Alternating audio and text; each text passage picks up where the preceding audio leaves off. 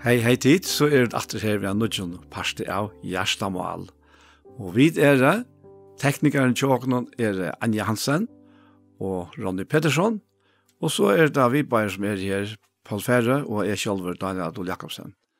Og Gjerstamål, det en spørning om hva ligger overst og akkurat Gjersta. Og i løtene, og tror jeg spørre Paul, hva ligger hånda Gjersta i det? Jag också om att oss som en kvinnor kom testamentet som näka la översta hjärtan som hade stor tydning för henne. Och det var Hanna och för sammanspråk 8. Här var med oss som att Elkana och nej tvärkoner. Och det var Peninna och Hanna. Och tisdagen kan ut att för arka som till året brukar han här i skriften ja hin kona hansara platt i ösne fyra löpa ilt och i henne att arka henne näck vi tog att Herren är stångt mål i henne. Och vi läser också ofta om det att det är tvär koner i kontestamentet och ösne till att det är flera koner än tvär.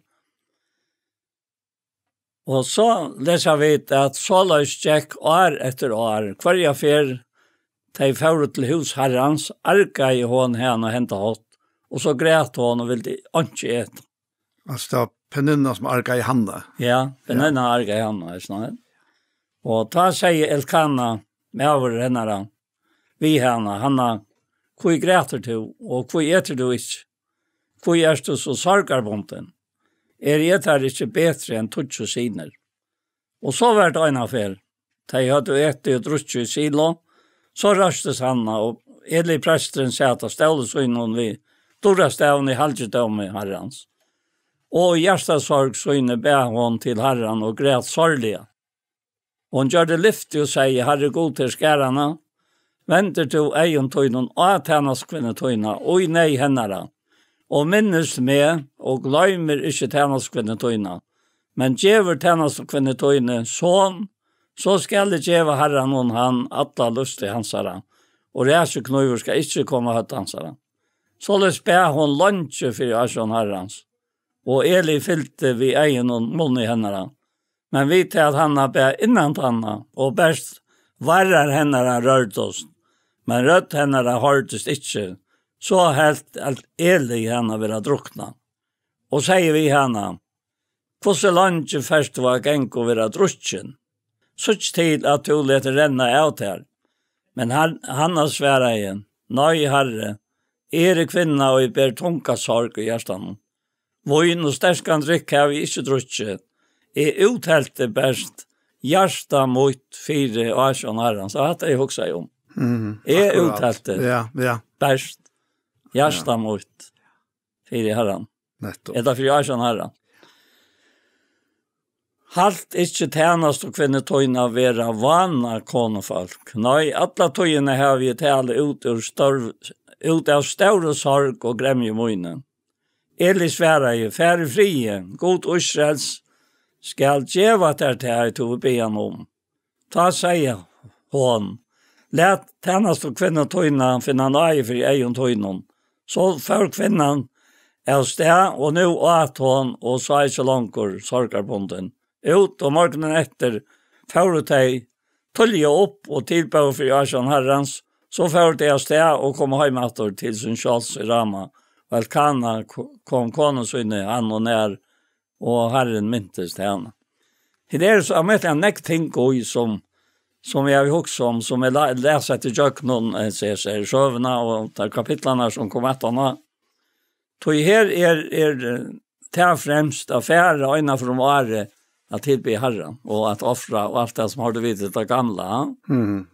Men samtidig sånn noe annet, menneskelighet inn i myntene, alle tøyene. Og dette først år, at hin konen får ærker henne ved tøy, at hun får bøten og to først vant. Ja. Og at det vel kjent i det at forarka. Et arka. Ja. Jeg kom tankar om Ishmael og Isak. Ja. Det var en i mynden her. Ja. Och här var det att blev det så till element av att han äldre han svärar till det naturliga människor och jag kunde hålla det.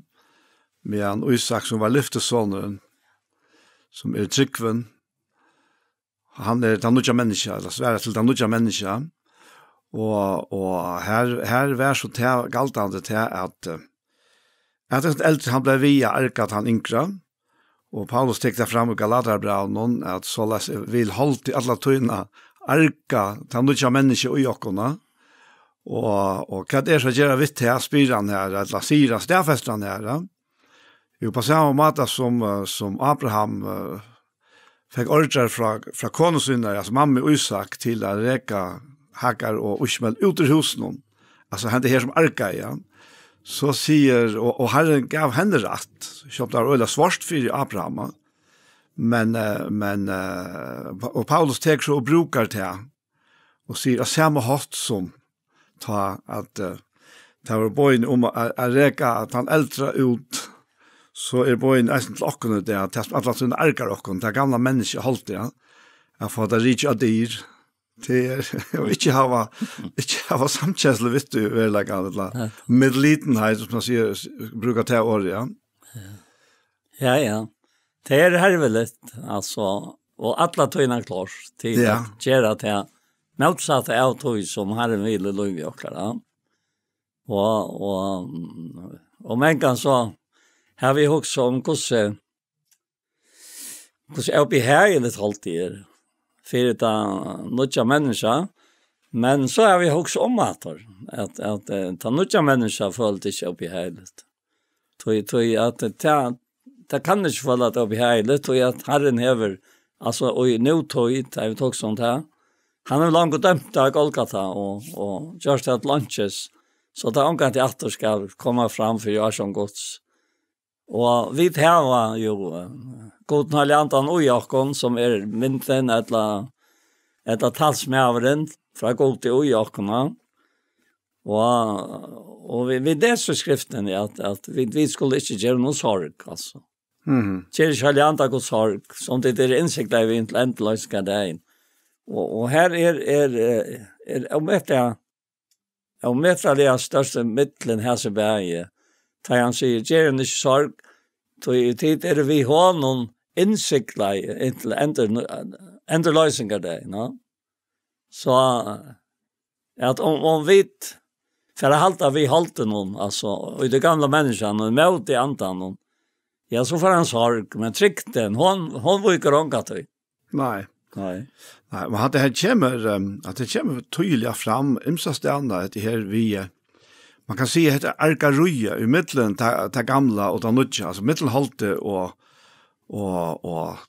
ta nya människa ta nya skapningen men det är som du säger det är som att ta nya skapningen kan inte röras då men till vit som var avskaje och det som avskar och det är hvis vi så lätt att ta gamla människor släppa arka och här kunde vi bära vi tog nya människan och jokon räcka det här förtrejliga uta och det är som man säger man enaste sätt att leva ett andan alltså fullfölja det inte halsen så men det är också om Tobias och Sanballat som var verkliga näker som Arka och Nehemias och Falche här och men Nehemias han var ju hutingen kan man säga och i två sammanhang någon och han fanns ju ute och tog sätter han där på plats och det samma tar så nu allt var liot muren var liot var porsen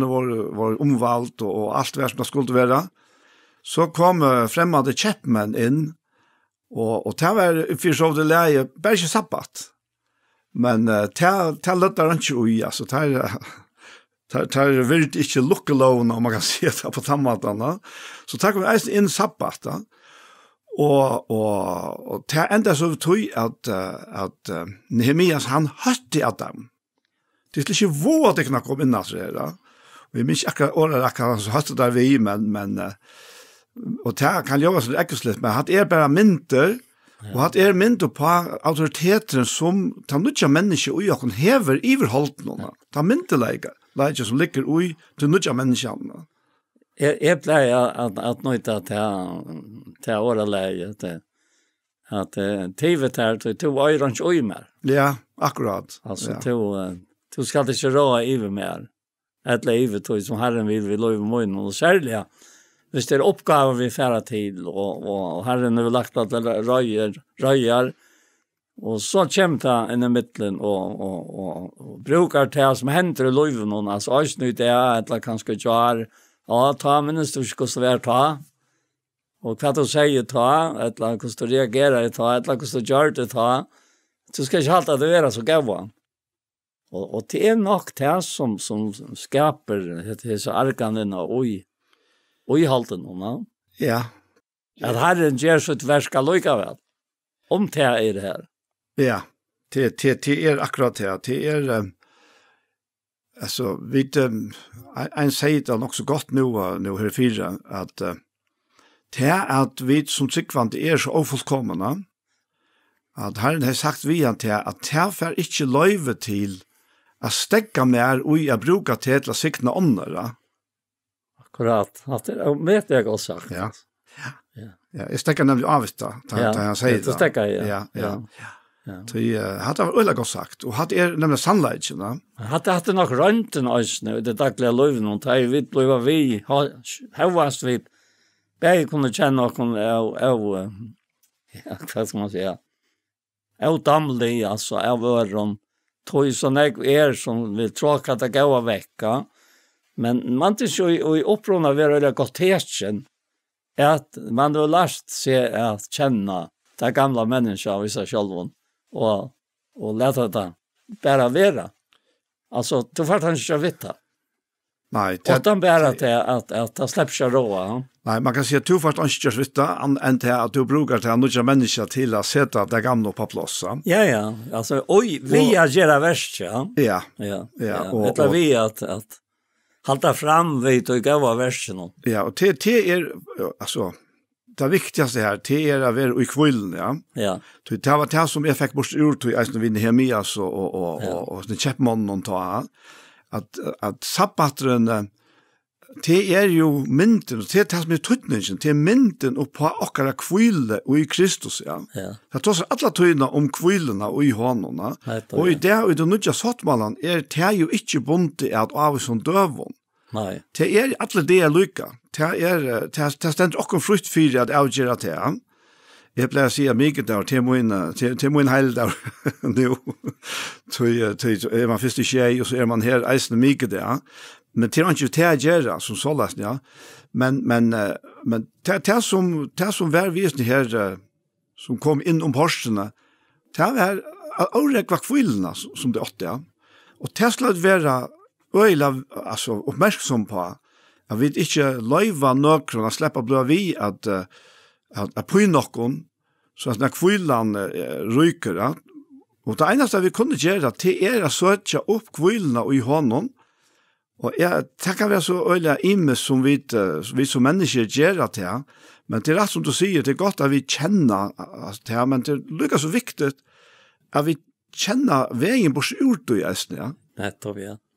Och ösnet här som jag börjar så tydliga en lust att sån undervisning att tala om hur så god handlar. Och ofta är det i Gamla testamentet så att de äldre som tar våra.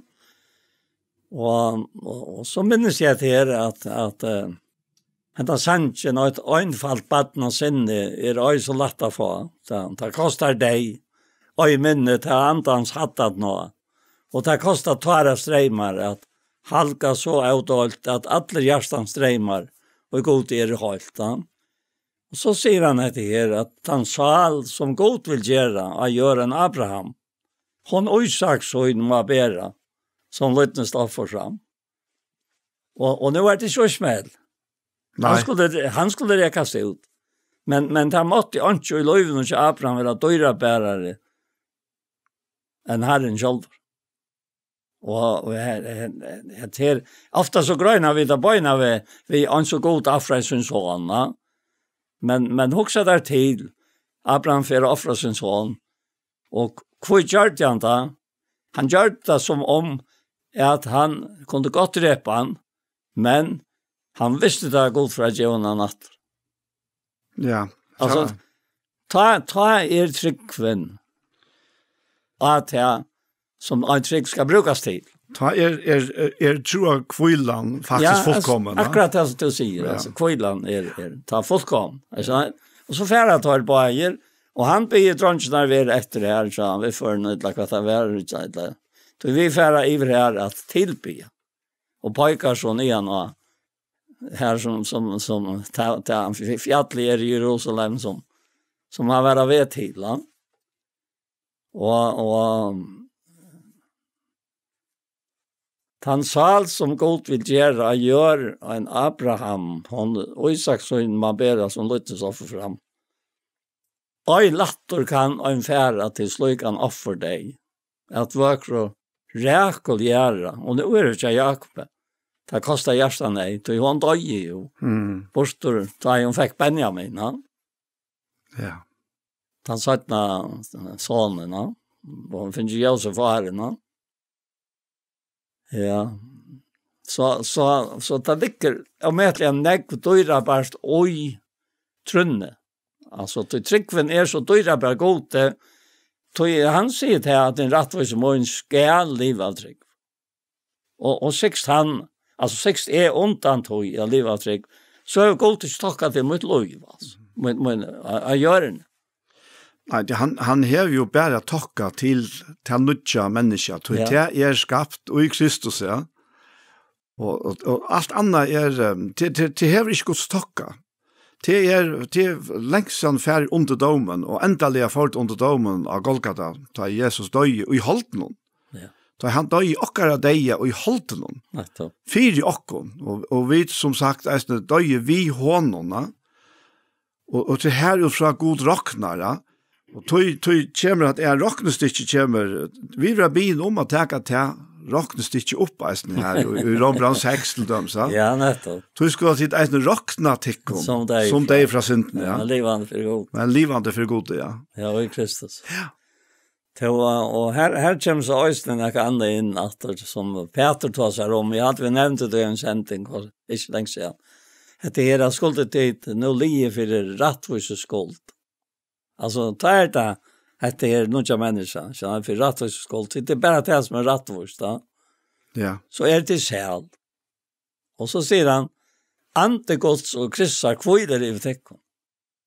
Och angen helter till rönter, alltså svara rönter är själar. Och i sig själva. Nej.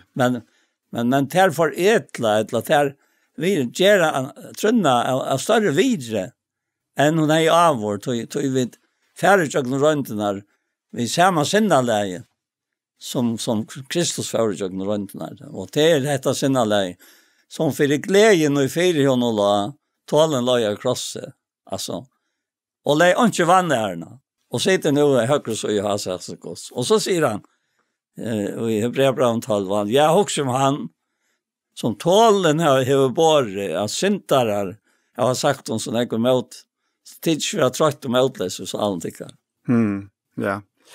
Han är ja har vi en vän och Hanna. Ja. Det är men det här vi kontaktar om det så nyligen och jag har varit någon Gustav Gjörta diamanter borster ur Russia. Oh, ja. Ja, allt mövlerusk som blev black in i så kvartarna och så får undertrusta. Och det var undertrusta att diamanter kom fram. Ja. Att gå så diamant luknade det är ju ganska äkta diamanter ja. men det var lucka herrar. Så och det är näka vi när vi tar fram i en sändning att han sände ju väl när sänt i morgon.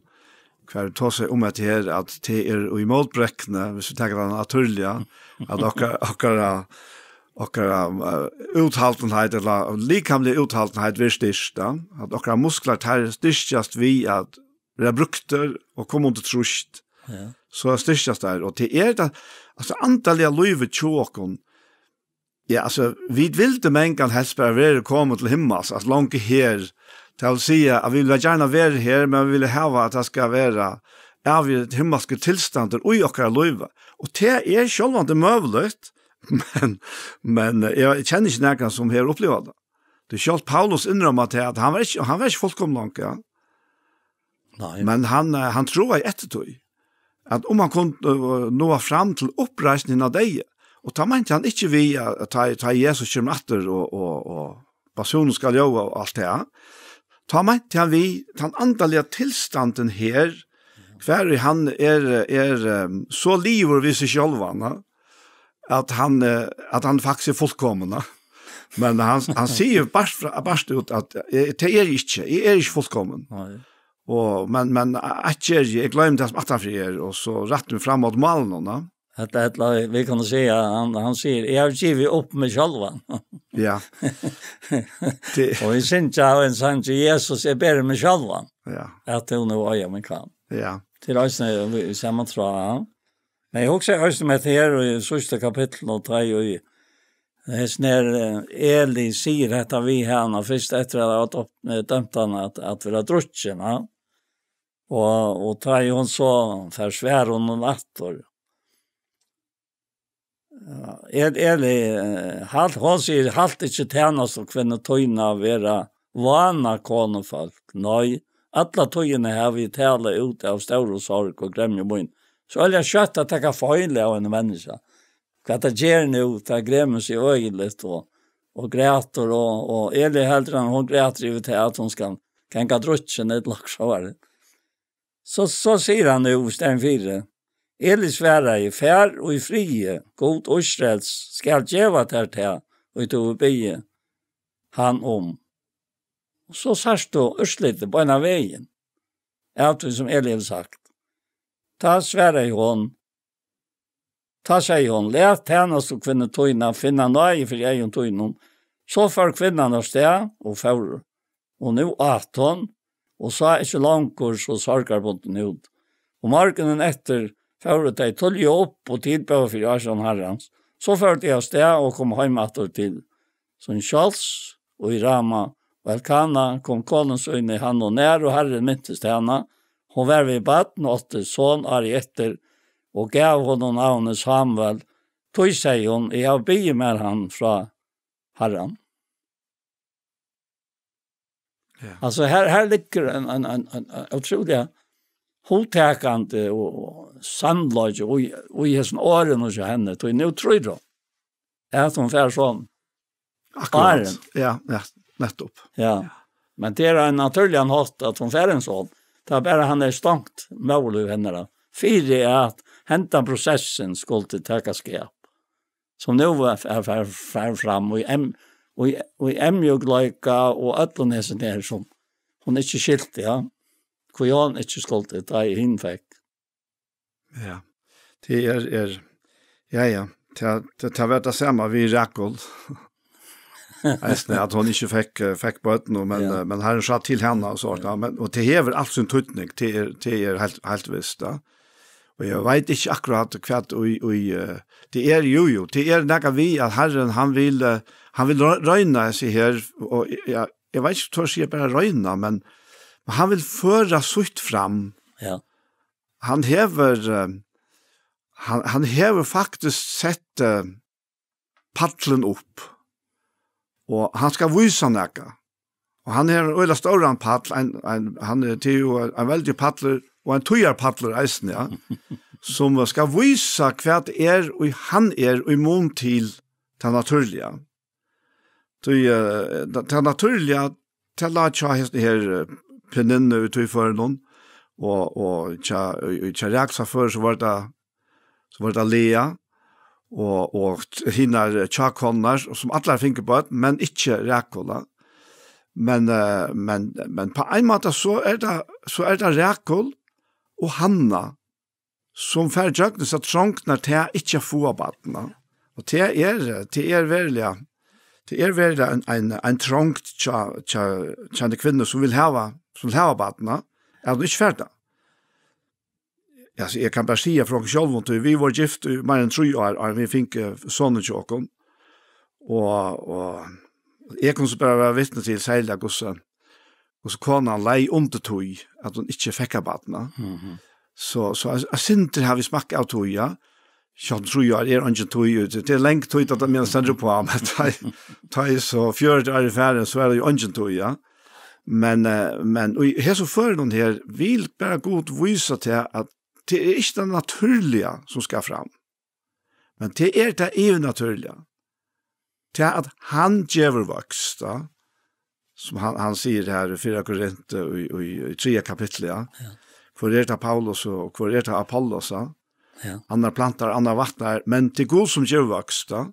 Och det är så attraktivt, det är bara god som kan djäva liv. Og det bare god som vi trunne, og at det verste som Jesus har gjort, kan gjøre okken evet liv.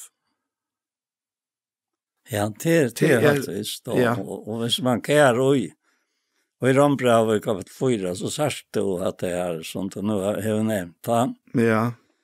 Det tror jeg at det som dentren vi lagt da, og det har vi også om, til skriften. Altså det som skriver. Ja.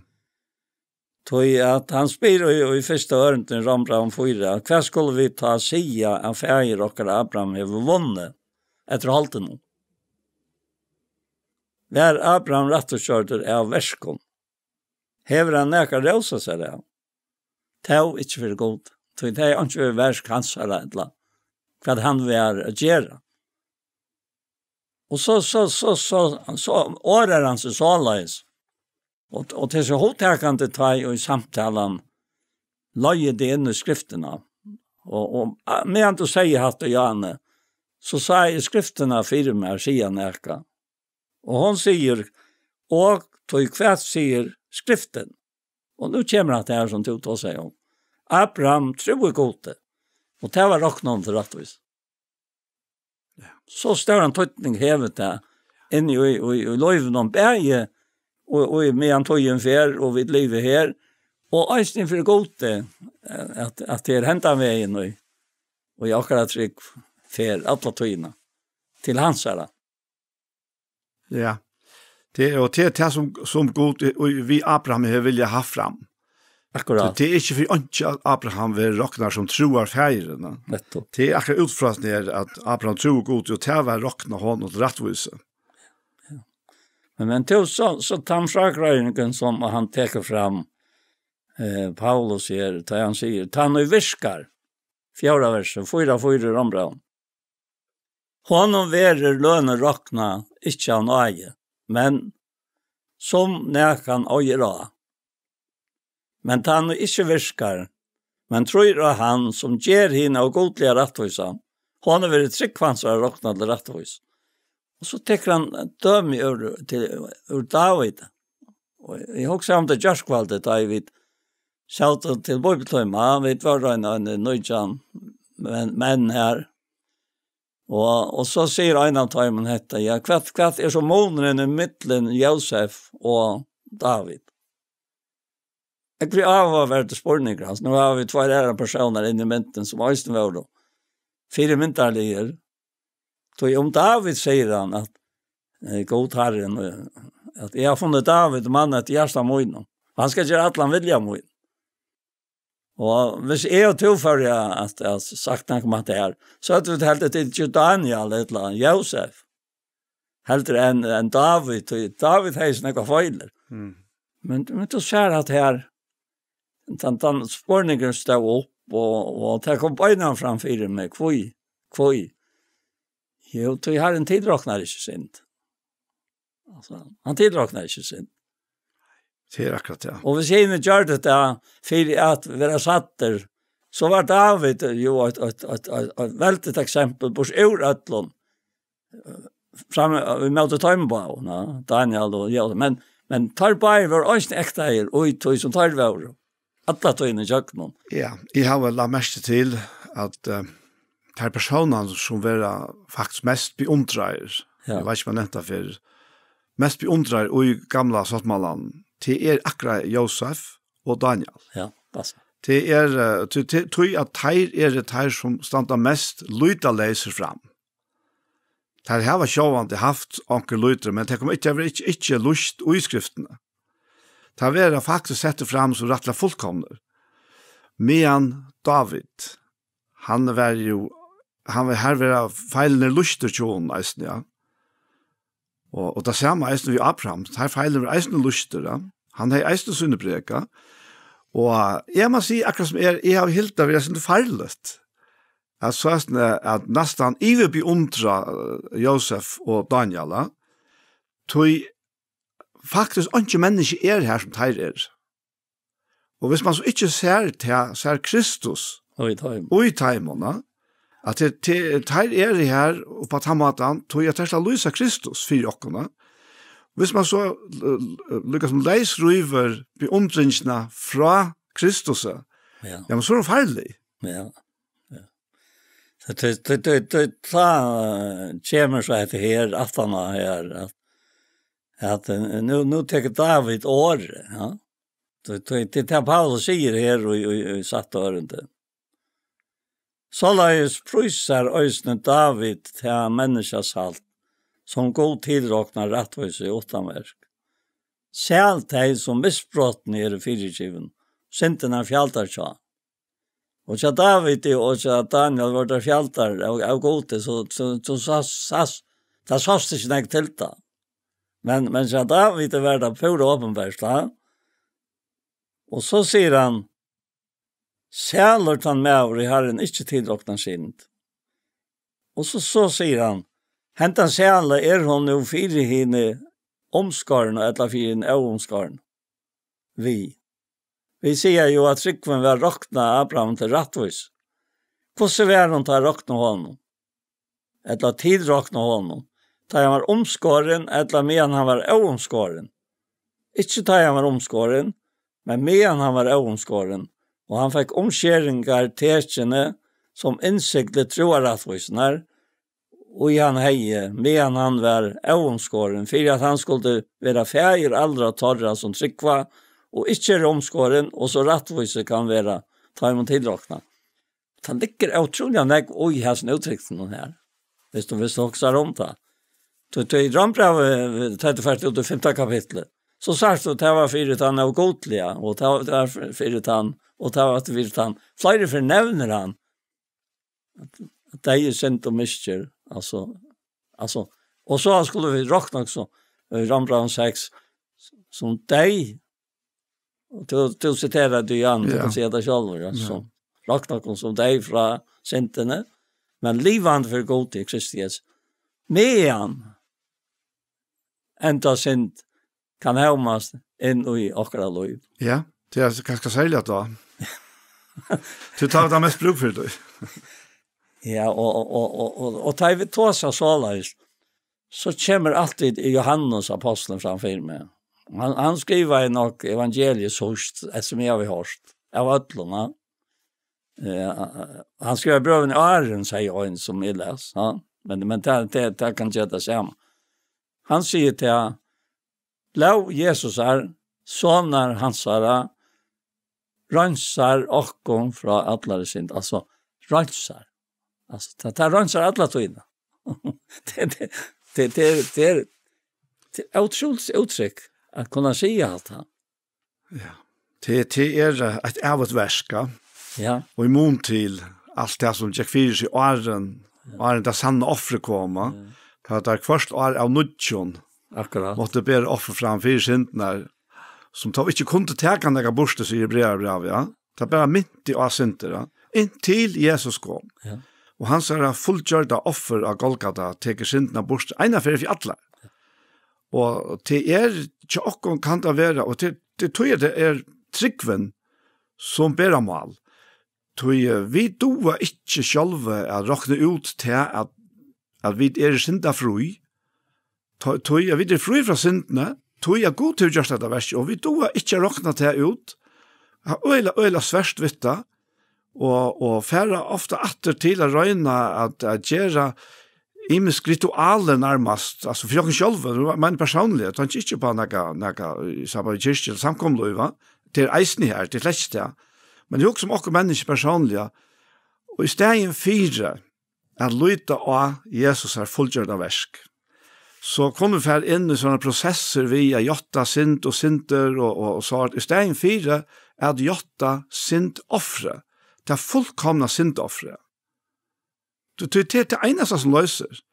Ikke det at hun på øen til irene tar. Det blåa som frelser det kan. Og det akkurat det.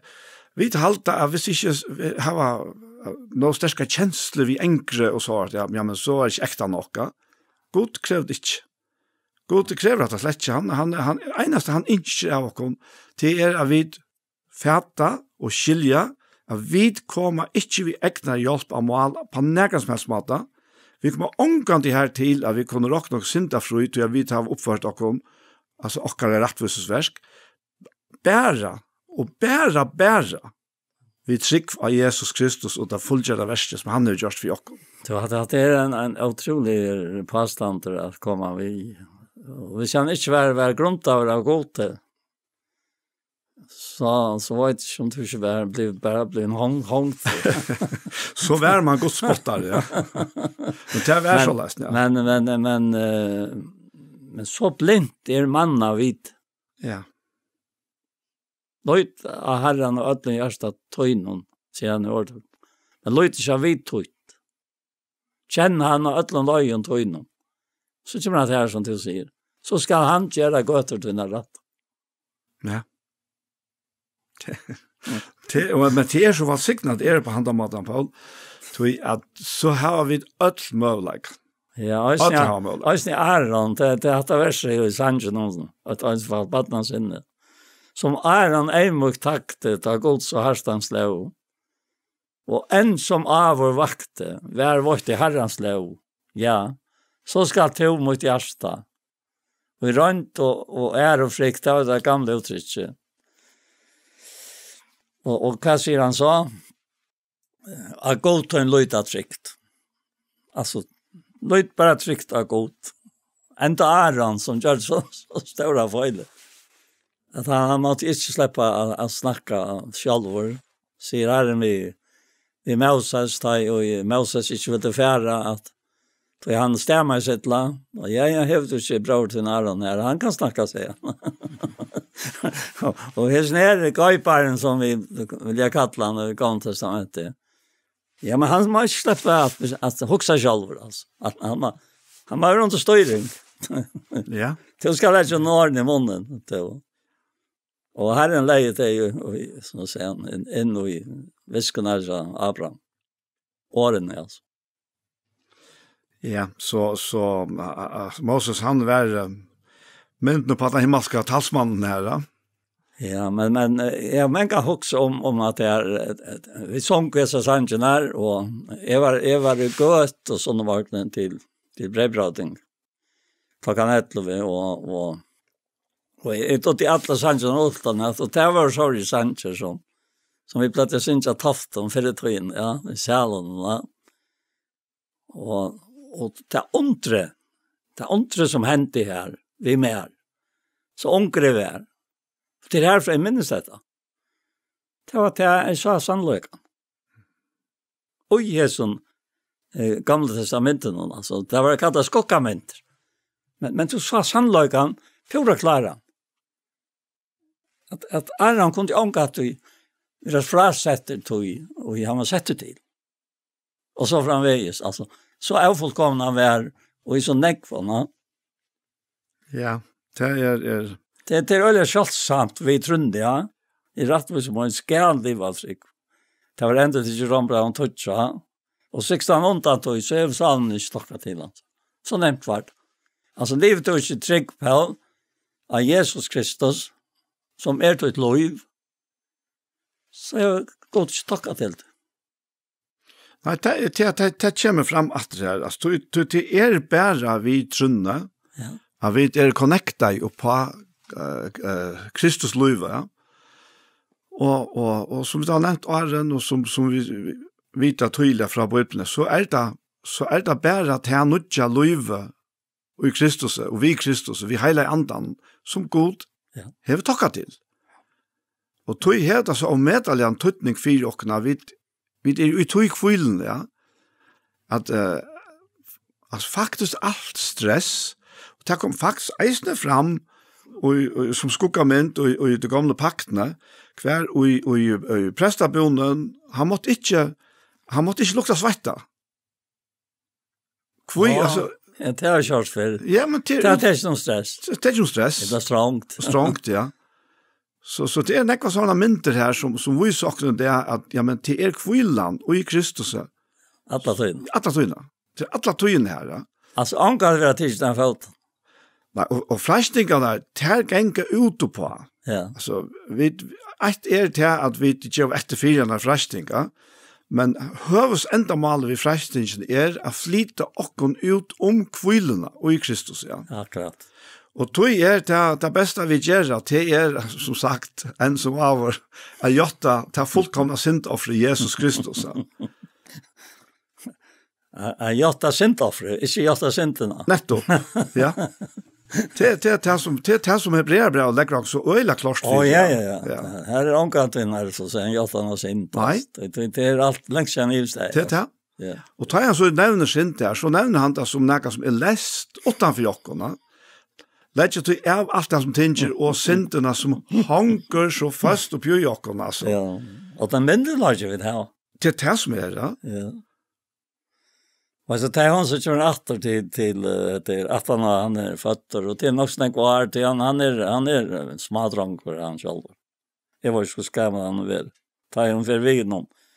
Det är ju en lova att han skulle ge varann av det här som är det väl. Det sjocknar vi han var 6 år gammal, det stämde inte, ne? Nej, det stämde inte. Nej, jag visste sett men det kan vara. Och nu kommer han åter och i kapitel 8 i ändan här. Och han säger vi han med 60 och han säger hör mig herre. Så satt som till liver herre. Alltså hör du inte åralen att nu är det bra. Jo. Är kvinnan och i stå här eller här chat här och be till herren. Hentan dronje vart det be om. Och herren gammar till och be han om. Då ger vi nu herren och han åter. Så långt som han lever ska han vara herran och given. Och ta tid på av herran här. Nu är det helt annat det. Men det är ofärtligt alltså. Men detta var trejten alltså. Jag ber han natt. Och så är det här i kapitel 2. Ta ber han och säger hjärsta mot fröjs i herran. Hatt mot lite upp i herran. Vitt mån att nå upp med åten fortsatt om ögonen. Tog jag glädje med och i frälst och tog in. Anken är hela år som Herren. Nej, anken är 8-2. Anken klätter är som godtackare. Och det är inte många fräk år. Ett lät inte fräk år gänka tyckorna av månnet. Och Herren är god som var ett allt. Och han viar kärer. Och så framvägs. Och nu kommer lossnen. Alltså det som är så märkligt är det är en smadrank och lossnen. Och på tropplagarna här och i halvdjudom i herran står jag att Eli och synder tar över körlig intakt till herran. Alltså, Eli lätar bara göra akkurat som du vill. Och han är ångat i ett av alltså. 4000 har gjort. Och så är lösningen kommen. Alltså. Ovanifrån och åtanifrån. Jag har alltid haft det som verkors tror jag att han säger här i 17 Timoteusbrev tror jag äntligen kapitel någon att ververande ut som du har lärt och som du har samfört om du varst ju kvar lärt det till heliganten. Det är inte annan. Och du känner från batten av dina heliga skrifter som kunde ge att det voisan till frälsvetsrik vad Jesus. Och att skriften är inblåst av god. Det är nytt lärdom. Och hon är lite till uppfossan rättvisen. Och att sätt så Guds människa. Nu är det åter inne i tjejsen här. Nu är människan kan vara folk komma först för att göra allt gott verk. Ja. Ja. Det blir en sån samma smältningar i mittlen. Ja. Guds människa och åkare människa. Ja. Som hever ett fantastiskt uttryck. Som är faktiskt Guds stort i sin hemma. Hon kommer i jagnen Guds människa och i åkken som tryckva. Det tar mynten han teker här i sådana Korintbrev, ja. Och kapitel 3, ja. Da han med i ändan av kapitlen sier til god er anten, Och det som tillbyr god med tillbyr ant och sannlöjka. Men allt vi som vi angår för andligt och hatar jag också om. Jag speglar dårt gods. Vi vill ompröva till samma mynt. Nu då nämnde jag det han till akkurat nu. Från dårt till dårt som herran och ger anten. Och anken kan för avnakt en dårt som skojner av andliten av en människa. Som är så, som David säger. Själv det som missbrotten i fyrtjäven sintna fjältar sig. Själv det med över herrens tillräknar sin.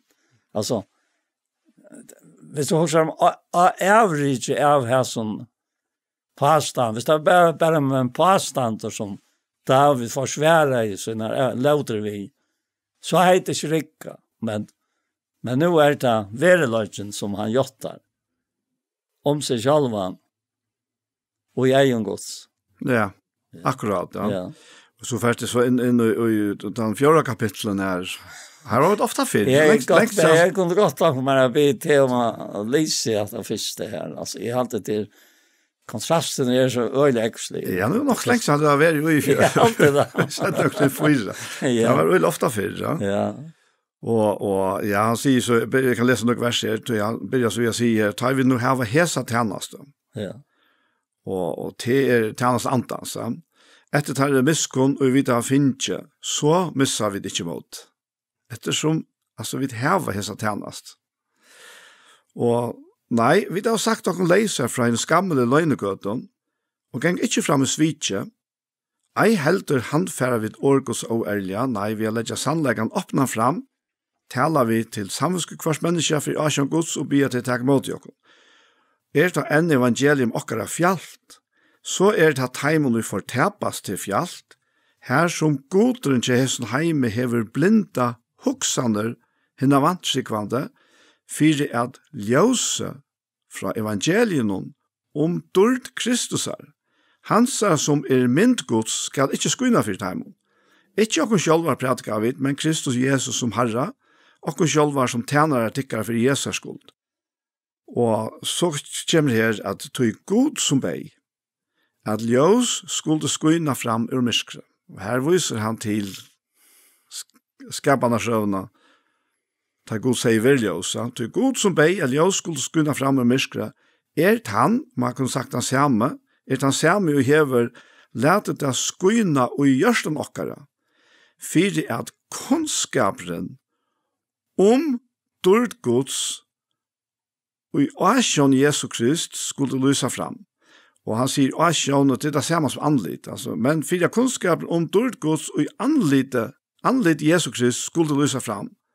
Men henta skatt har vi til leir og i løtten, fyrir at hin av medalja kraft skal være fra god og ikke fra okken. Det er sånne løsninger som så fantastiske, altså. Ja. Det og du sørst eisen ut fra, hvis du teker beiden 3 og til 4 kapitlen, så det egna kontakten. Ja. Vi god sjølvan, som til fantastiska alltså. Du börjar vi att citera det här, men vi ångår för andligt, ja. Och han för in i kapitel 1 och han talar om det vantsikvande som han finner blinda sina huxander. Ja.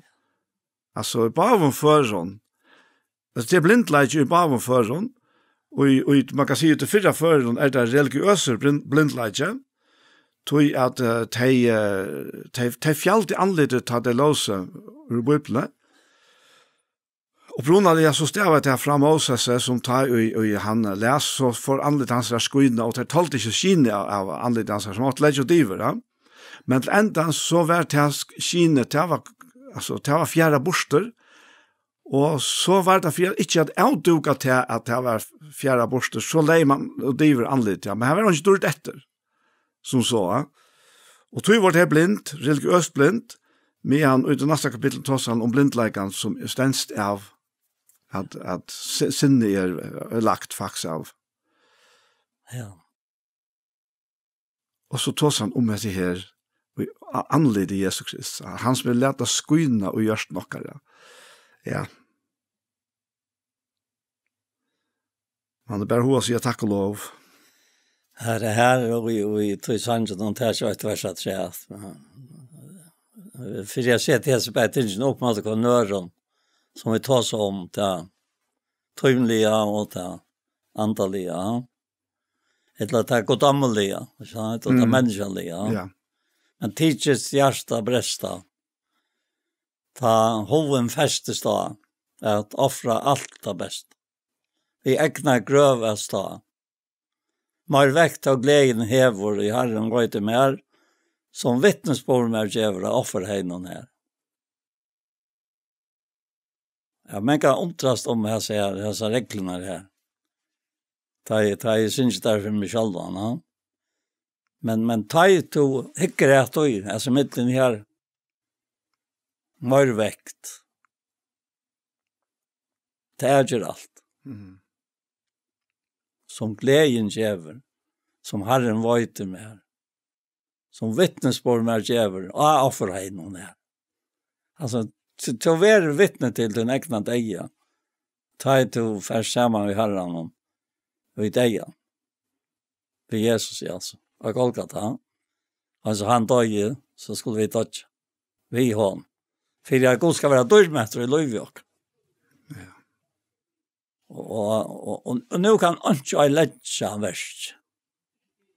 Du har lagt lika med altare, som att livet har hela gått ett omlet offer, och kvöj tog till en andaliga godstyrska. Och hvis du så teker bara texten på den vägen, och du bäst inte är som en allt, men du har omskapt och vi ändrar noen sinnes tons, för att du kan røyna hva vilje gå ser. Det gåva, det damlige av fullkom. Så nu du helt kommet til enden av det sjølvom, og hva det som står opp på en sånn her offerhegn og til en opprist, Kristus. Til han som lever, og ikke to. Det är Ja. Här är en mindre chat och sända 4 på akkurat här som du nämnde om det andaliga och det tymliga. Tui han hade här som att det här att man hämtar skatt här vid och leirulöten. Ja. För att hin omedelig kraft ska vara från Gud och inte från oss. Och så fer han och tossar om kvart detta leirulöter utsatt för det. Vi det trångt till atlan hatt, men inte kuair. Och i Iva men inte vonläser. Ätsökter, men ikke vinaleser, slittne dier, men ikke gjør det til ønskjes. Og så sier han, alt tog bæra vid deia Jesus er vi okkon og i likamnon, fyrir at eisne loiv Jesus er skal åpenbærast og i likam i okkara. Ja, langt medan vid liva, vera vi sant og jant givner opp til deia for Jesus er skuld, fyrir at eisne loiv Jesus her skal åpenbærast ui deilige holdt i okkara. Såleis no deien virkande ui okkon, men loive ui tikkon. Og her, Paulus jo et offentligt døme om hvordan god kan brøyta. Han jo sjølvert han som skøl fri egnon, han stendet han fått en så skøl fra egnon hans her, han ble omvendere. Han hever blinder, men nu så han. Og nu han själv kommet her til at han bjør så ut likam fram, ber til fram likam tikkere som du citerer i Jan, ja. Og han ber det fram, og han sperrer onka lojing. Og et at det her, han antallige mynden til at vi har givet opp til deg akvante, men for hans har vi kommet så vært han veriligt. Han var flere ferner, altså, i lusvanta, eller deiavanta, som man kan säga.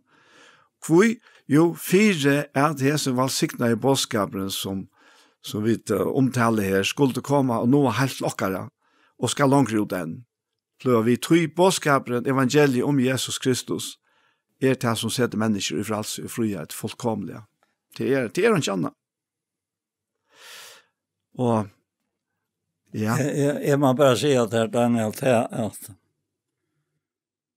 tur angående rakt med så här som akkurat nu.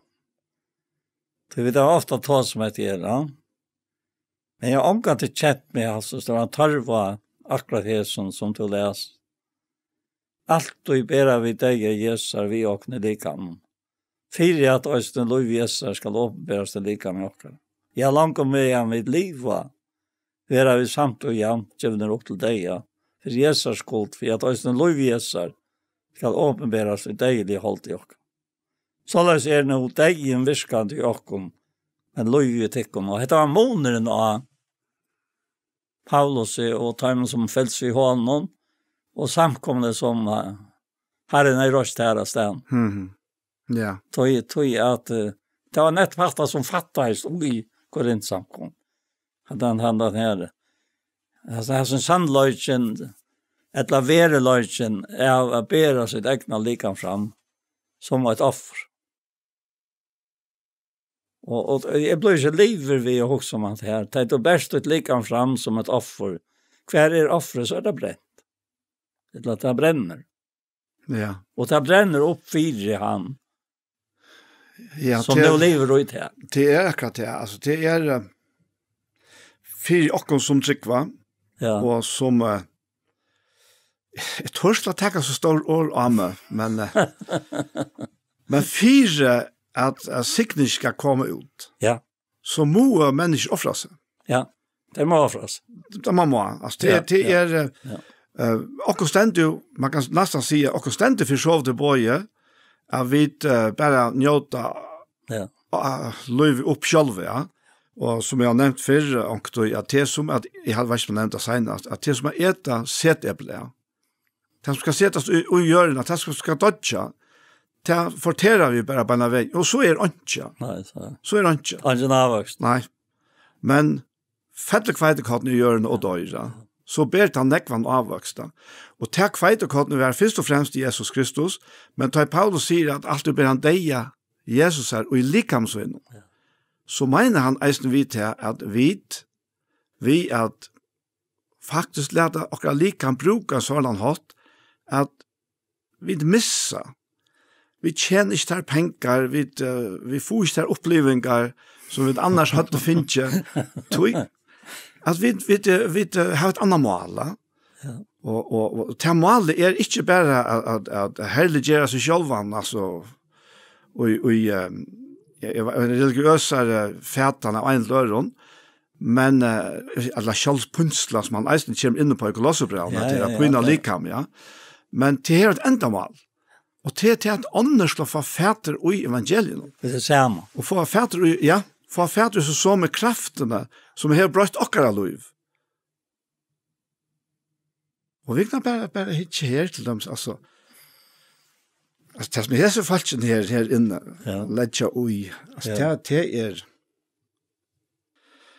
og vi kunne bare, altså vi kunne bare passe okken sjálfi, og ofte har vi bare lindet til, eller hod til det, og det er det letteste, og det er det bøyligaste, slipper fra at hukse om at missa nega sjálfur, men det er her det kommer til så rett at bæra så lika fram som et andalet god og domlet offer. Jeg ser 3 versene, etter 4, såles er nu deg en virkant jo i okk, men løyve jo i tikk. Ja. Men vi tar samme anta troarennar, vers 13 og 17 Korinter 4, som skriver, nu kommer datter. Jeg tror, tog tala i, så trykk var østen vit, tog tala vidt øst, tog vet at han som røste opp Herren Jesus skal østen røse okken opp, vi Jesus og la jeg kom fram sammen vi tikk. Alt dette henter for tikkere skuld, for han kan brøyes ut til dess fløyre og virka er ryklige verer takka gode til tort. Ja. Vi kommer nok ikke langere i det. Nei. Jeg tenkte jeg for en ikke langere, men jeg har alltid følt det at det vet jeg. Ja. Altså at det hever vi nu i å gjøre. Ja. Jeg var røster opp ved Jesus. Ja. Det var som art vi han her og nu. Helt det utroligt, ja. Og sangren, opprøster, stand i evigt høy. Altså, det blev vi, altså. Det talar munnen seg. Og en nødt og røyner skapten går som var et sint av det. Og kjelta gav og så ikke til. Fra skuld til rannsar med. Ter herre lovsang ber i. Tøyra blev. det här rönsar mig. Ja. Ja, tack för det. Kan du leie noen bønne? Herre, tack för det så löt och tack för att du talar Godtams år trött av jorden. Och du lejtar efter likamon som du ska nöjta. Att du där gör det vi. Och i tog likam som vi har lukt akkara, du där gör det till god färgen.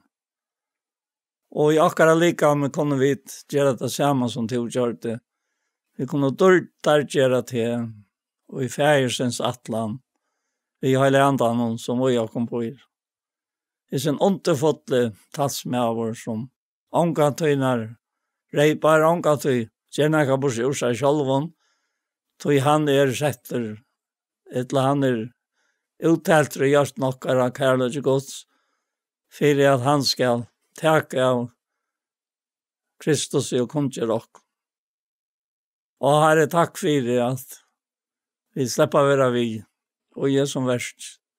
Och känna ångan hintor för tog i hela land i åkara. Och kvart vi må tacka till här och be för åkara syskon, alla stjärnor och alla höjmen som inte öja att här alls som vi öja. Och hjälp och inte att missbruka det till. När annan till att det alla till. Att dödja vi här och liva liv samman vi här. Inte vi sådär det som du är. Ett la vi vara rikt bort och skott sådana möta här i luften. Amen.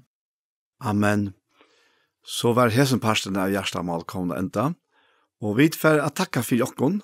Og vi det Anja Hansen, som teker opp og redigerer. Og så det Ronny Petersson, som teker seg av til geotekniska. Og så det Paul Ferre og jeg selv, Daniel Adol Jakobsen. Tusen takk for Jesper. Og la meg legge til at pastor av Gjerstamål som har vært vuster i Iktus Sjønvarsp, her jeg sutja av YouTube-kanalen Iktus Sjønvarsp. Så her kan du sutja om du er hoa for etter tog. Og heromframt så vil eisen i hesepastoren, han kommer eisen av Iktus Sjønvarsp, men han vil eisen senter av Tjei Kristelig Kringvarsp. Tusen takk for Jesper.